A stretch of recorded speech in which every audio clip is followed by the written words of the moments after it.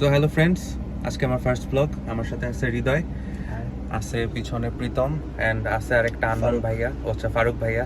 হ্যাঁ, তো আজকে আমরা যাচ্ছি হচ্ছে ঢাকা মোটর শোতে 2024।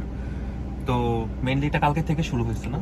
গতকালকে শুধু ইনডোর হয়েছে, আজকে আউটডোর শো গুলো হবে। ওদের প্রোগ্রামগুলো গতকালকে ইনডোর শো হয়েছে, আজকে আউটডোর শো হবে। ওগুলো হবে। তো দেখা যাক সেখানে গিয়ে আমরা কি পাই। A few moments later.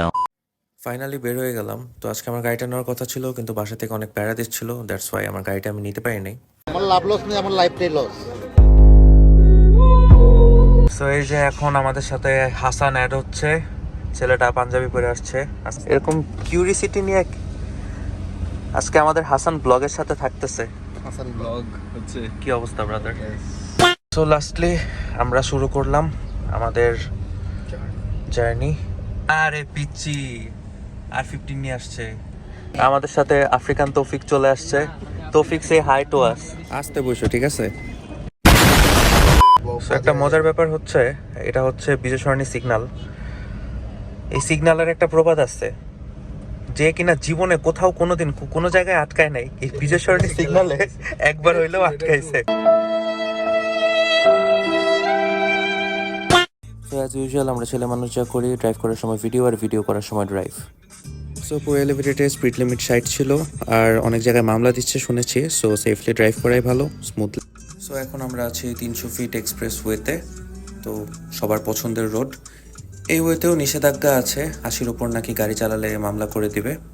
কোনো এক পয়েন্টে হয়তো পুলিশ স্পিড ক্যাম নিয়ে দাঁড়িয়ে আছে। সো এখানেও 80-তে ড্রাইভ করতেছি, মানে বাধ্য হয়ে করতে হচ্ছে আর কি।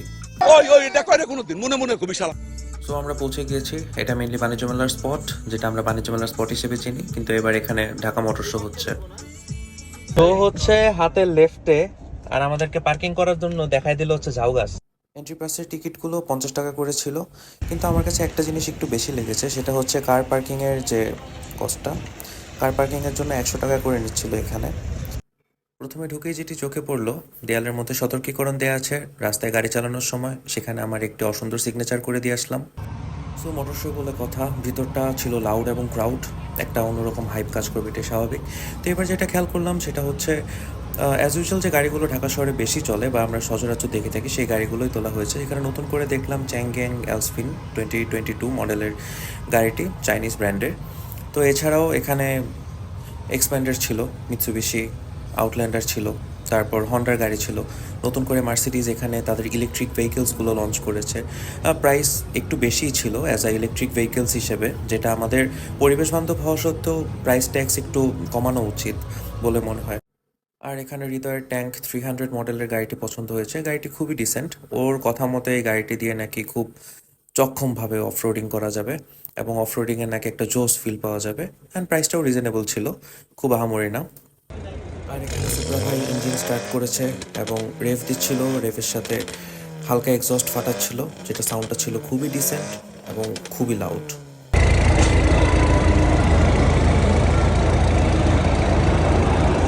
গাড়ি দেখতে দেখতে হৃদয়ের সিভিক পছন্দ হয়ে গেছে। তো হৃদয়, এটা কি বুকিং দিচ্ছি আমরা?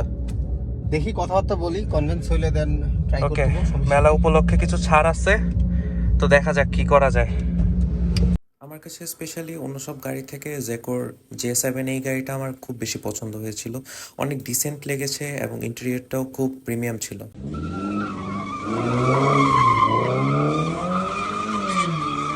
তো প্রতি বছর যেটা হয় যে ড্রাইভাররা তাদের রেয়ার হুইলার কারগুলো দিয়ে একটা স্কিল শো আপ করে, বাট একটা জিনিস খুব অড লাগে, ফ্রন্ট হুইলার কার দিয়ে যখন পিছনের চাক্কা লক করে ছেঁচড়ানো হয় মাটিতে, এই জিনিসটা আসলে ঠিক না। যাই হোক, শখের জিনিস বলে কথা। So last of my blog, car is a fascination. আমি পার্সোনালি চাইবো প্রত্যেক বছর ঠিক একইভাবে এই আয়োজনটি করা হোক। সো ভালো থাকবেন, সুস্থ থাকবেন।